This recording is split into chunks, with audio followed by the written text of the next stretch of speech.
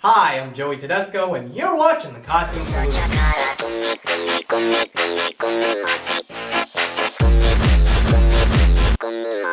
Let's talk about stop-motion animation. Have you ever noticed that there aren't that many stop-motion films? Before the 90s, could you name me at least one stop-motion feature you've seen? I'd include the ones I've seen, but there's a good chance you probably haven't heard of them. It's a real shame, because stop-motion is as old as film itself, and there's a sort of beauty to bringing inanimate objects to life. That is, if you have a crap load of patience. That probably answers my own question of why we don't see stop-motion features that often. Other than being used for numerous short films and a special effect in live-action films, to create the illusion of life, you have to move an object 24 times just for 1 second of film. Yeah, that's 1 second down, 795,694 to go. Yeah, don't bother calculating that, I just made that at the top of my head. I guess that all changed when Tim Burton and Henry Selick created The Nightmare Before Christmas, which utilized new technology that made the time-costly medium easier to manage. Now we have more stop-motion features to add to the medium's ever-growing library, like Chicken Run, Coraline, and even the Fantastic Mr. Fox, made by a director with little to no experience in stop-motion animation. Even though his live-action characters are just as rigged as his armature puppets. But on the Palooza, we're going to take a look at another stop-motion gem, which is none other than Tim Burton's 2005 feature, Corpse Bride.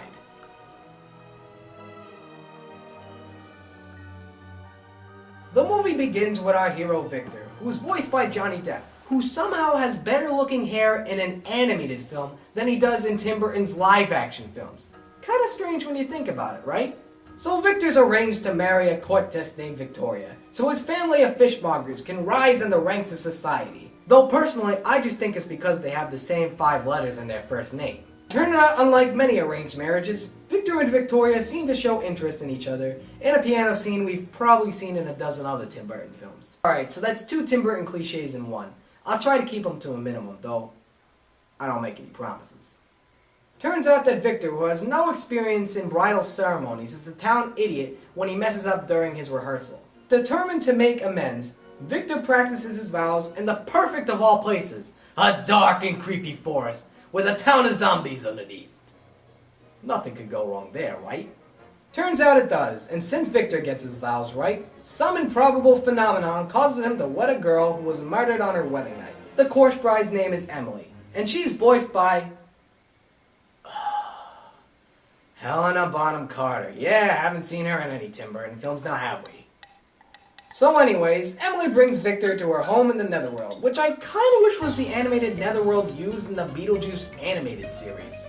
This world features the traditional sidekicks we've seen in Disney animated films, now with a gothic Burton twist. See, we have Iago, in the form of a Peter Lorre-inspired maggot, the teapot with the other kitchen appliances from Beauty and the Beast as zombies, and how can we forget Merlin from The Sword and the Stone as the town shaman, voiced by the late Michael Gough. You know who would complete this world of Tim Burton cliches? A dancing spider and a talking skeleton. Oh, look at that! It must be my birthday. And the movie consists of a love triangle between Victor, Emily, and Victoria. And I also want to mention that there's this one character who's the villain who wants to wed Victoria for her dowry.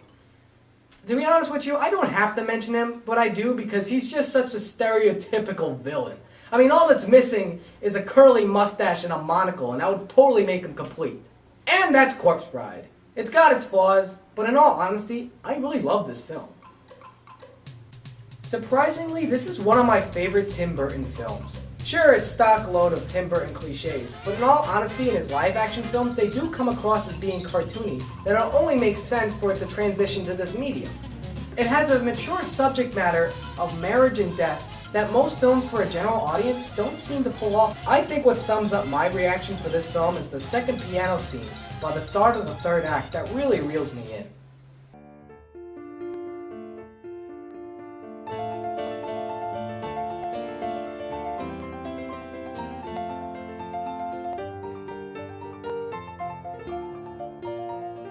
And between you and me, I find this movie an improvement over The Nightmare Before Christmas. What?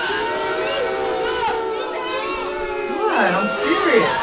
There's some... Hey, cut that out! Stop that! Oh my god. Whoa! Look, I I understand the importance Nightmare has in the future of stop-motion films, but I watch it now and it really feels childish. Sally and Jack's relationship feels like it's destined to happen, because they look the same.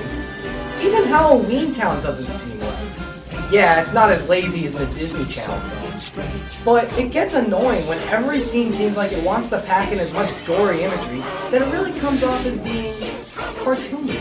I mean, yeah, it is a cartoon, but if it's going to be made for adults watching this film, they're not going to take it seriously. Don't get me wrong, Horse Bride has those moments, but they're downplayed. There's a great emphasis on songs and art direction in The Nightmare Before Christmas, but overall, it still just feels like a prototype with some flaws that need to be improved for the future of stop-motion films. So what's the best way I could sum up Corpse Bride?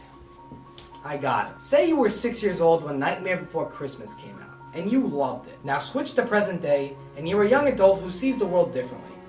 And imagine if Nightmare grew up with you. Then it becomes Corpse Bride. So in short, Corpse Bride is the more mature film made for the audience that grew up with Nightmare Before Christmas that I find worth watching.